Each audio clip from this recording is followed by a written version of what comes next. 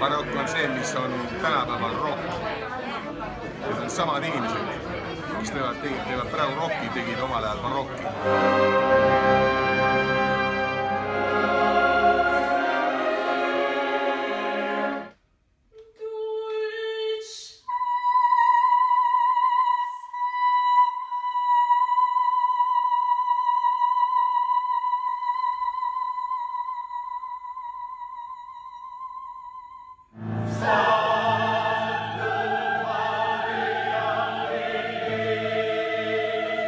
See, mida te näete minu taga, on uus Tel Aviv.